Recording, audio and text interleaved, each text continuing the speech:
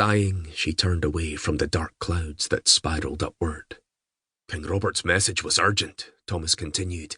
Now that you too are outlawed, like the rest of us, my brother wants you to meet him in Strathfillan and travel with his queen and family to safety at Kildrummy. My brother Neil will guard you there.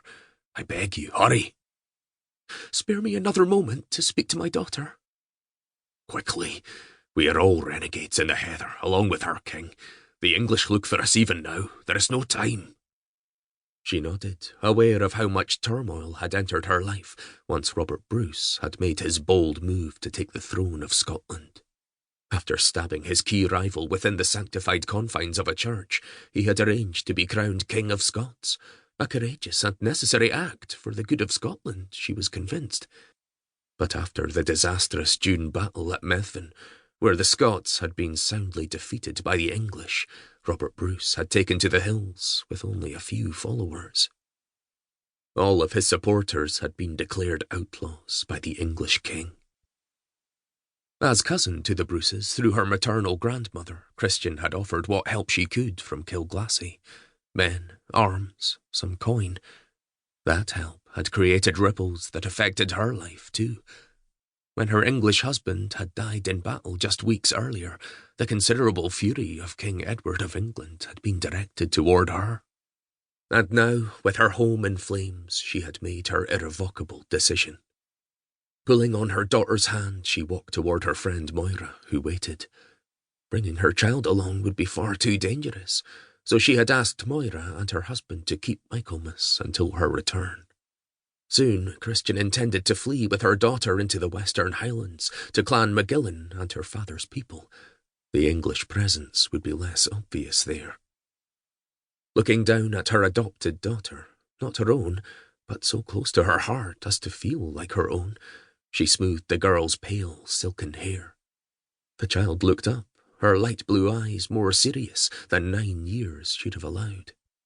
Moira and her husband will care for you, Christian said in Gaelic, which she and the girl used most often, though they both understood the English that so many Lowlanders spoke.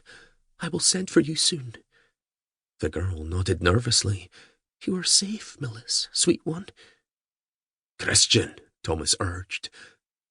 Mother, Michaelmas said, Thomas Bruce looks very angry. Will he ride without you? The Bruce brothers, all 5, are known for being brave and handsome and clever, but not for patience. Let him learn to wait.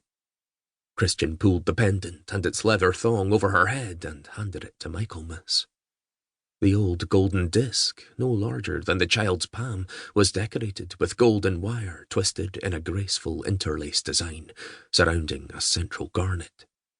Michaelmas looked up. You are giving this to me? She whispered in awe. Aye, keep it safe, Christian said. The women of my mother's family have always been the keepers of the legend.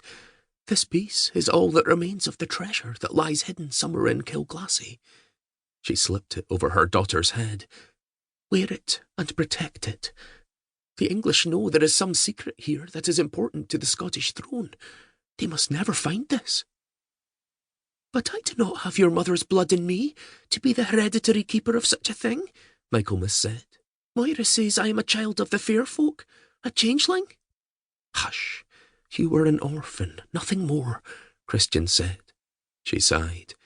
I wish we knew who your mother was, but she must have been a beautiful lady with you for a daughter, and we were told you were born on St. Michael's feast day.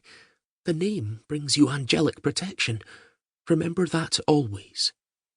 May the angels be with you too, Maher, when you leave here, Michaelmas said.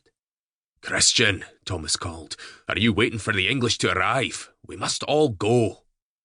Tucking the pendant inside the neck of her daughter's gown, Christian hugged her. Keep all our secrets safe until I send for you, Millis, she whispered. Then they walked toward Moira. Embracing her tall friend, Christian turned quickly away, tears now pooling as she ran toward Thomas. Her cousin boosted her into the saddle of the waiting horse and turned to mount his own fine charger. Settling into her seat, Christian picked up the reins, ready to ride. Thomas smiled. Lady Christian Magillan of Kilglassie, he said, burns her own castle, kisses her child farewell, and To keep listening to this audiobook, I've left you a link in the description so you can do it, at no cost thanks to Audible's 30-day free trial.